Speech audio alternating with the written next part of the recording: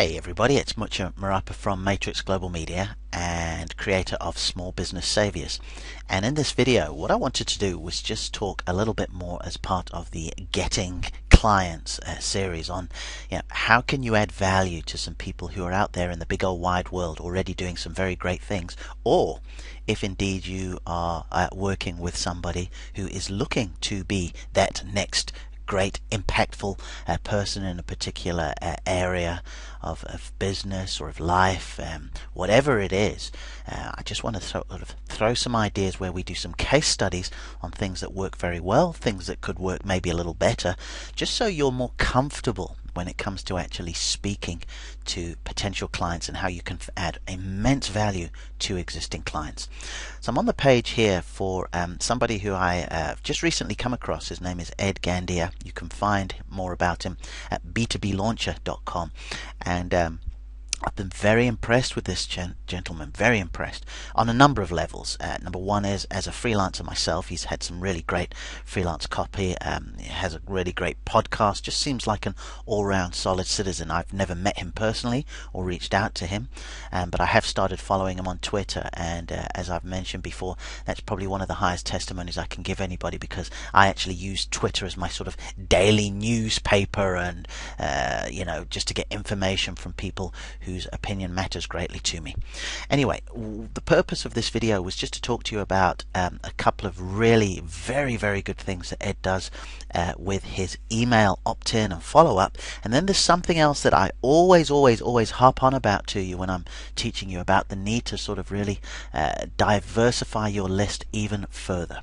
So if we take a look here, one of the great sort of value adds that Ed is offering is a pricing guide. Okay, now we all sort of want to know ways that we can maximize what we're worth and make better money doing certain things for certain people.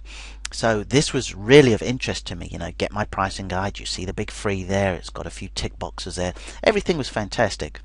I went ahead and I signed up for it. Now, after signing up for it, I was sent to this page here. And once again, the more of my training that you hear, particularly when it comes to opt-ins and follow-up series and things like that, I think people get very, very lazy with thank you pages. I think they get incredibly lazy with thank you pages. Too often we just see a thank you based on the email software provider that we're using, be it an Infusionsoft or an Aweber, a GetResponse, Office Autopilot, whichever one, and it's just a you have been added, and that's pretty much it. But Ed does some really, really great things here. Now, this is what I wanted to narrow down on a little bit more. He said thank you for subscribing. He said click to download, so here I have immediate access to it as he promised, so fantastic. Now this was really, really interesting, and I thought it was fantastic. He said, I respect your email inbox. That's why I'm very transparent about what you can expect from me. All good. About once a week I'll send you the tips, and he gives me a heads up when the first one will come. No problem. Now, from time to time I'll also send you a note about free webinars or training video audios I've put together. These will always be free, super high value content packed events. No problem. Thank you, Ed. Look forward to it. Now, if when I create a new paid class or program for writers, I'll also send you a quick note to make you aware of it. If you're not cool with that, I understand. You can unsubscribe from this list at any time by clicking on the link at the bottom of my emails. Then Ed continues to say what his goal is and a topic and so on and so forth. Thanks for subscribing, and there you go. So a really good thank you page. Okay, and I'm just going to come back to maybe one other thing I may have done differently here, and you might want to consider when you're doing this for your own clients. Okay, so here was the follow-up email. So again, wonderful. There was a follow-up email. I signed up on this page here for this special offer, right? Put my email in there. I was sent to a thank you page, and even though I was able to download the PDF right here, Ed did put himself out to send me a follow-up just to say thank you and here you go, and just sort of repeated what he had said before. So I've got no problems with. What I would suggest is, if you had a client yourself doing something like this, it may be worth, if you remember on some of the previous videos and teachings I've said, particularly with email, I've said the more lists that you have, the better. Okay, so for example, potentially, I'm hoping that in addition to signing up for this pricing guide for business writers, I have been put on Ed's just general list. Right? I use Aweber. I think Ed uses Infusionsoft, a software program that I also used quite intensively over the years. Right? But what I'm trying to say here is that the first list that you need to be added to is to a general list, okay? Not just a list relative to the specific guide that I got.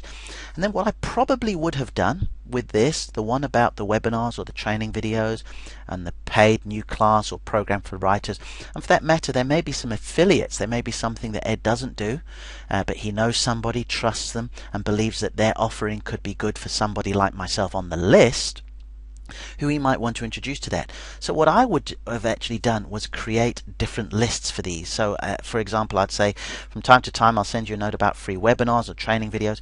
If you would like to be on this list, just click here and it will just go back to a similar page. Now this is a thank you page, but just a very similar one with my name, just to say, look, this would be for webinars and this would be for videos and blah blah blah, because now all of a sudden I would be on different lists. Okay, why is this important? Because if we move down here,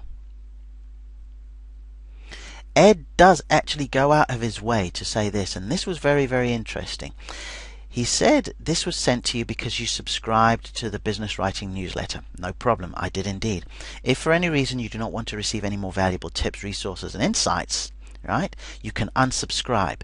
However, please note that if you unsubscribe from our emails, we will not be able to contact you regarding any programs you may have purchased, including program updates, training announcements, and bonus calls. So this is where, again, if I do indeed ever buy anything from Ed, I'll need to be put into a buyer's list. Okay, you can set up another separate one here.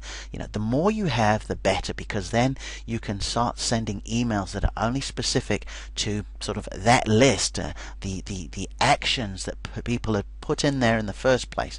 And while it may seem like not such a big deal to a lot of people, and I'm not saying that for a moment with Ed, because he just comes across as an incredibly solid citizen who's got a lot to offer, what I do want to say is that you need to be mindful of this as you're creating a email funnel, sales funnel, marketing funnel, follow-up sequence for your clients. You really want to give them an opportunity to have a number of lists. So even if they're speaking to one person like myself, and let's say I decide, okay, well, I don't necessarily want to be on the webinars, and I unsubscribe from that, I would still get other content from somebody who clearly is there to make a positive difference. And then the final thing that I would say, Melanie Duncan is an absolute magician at this. She's very good at putting some of the social media likes here. So, in the meantime, like our page and blah blah blah. So as you're downloading something, you can also just click on while on the page here, and all of a sudden you're following her on Twitter, or you've liked her Facebook page. So I hope that has helped you. As always, I'd be very grateful for your feedback. But what I'm trying to create is a situation where when you go to a client, an existing client or a potential client, you're adding value. You're genuinely doing more than possibly if they go looking for it on a freelance site like Odesk or Elance, which by the way are fantastic platforms, but we just want you to be that quote-unquote trusted advisor. And I think when it comes to email and email strategy and follow-ups and so on and so forth, there are some things that you can bring to the table that can even help very, very competent people and marketers like Ed Gandia. Hope that's helped. Look forward to hearing from you. Please post some comments, give me some feedback, let me know how you're doing with your own follow-ups, and as always, practice with your own stuff. Okay, set your own ones up so that if you do indeed end up speaking to a guru or a business and you're saying, look, this is what I'm thinking of, you can just say, look, take a look at my own follow-up there. All right, so till next time, thanks for joining me, and I look forward to speaking to you again very, very soon.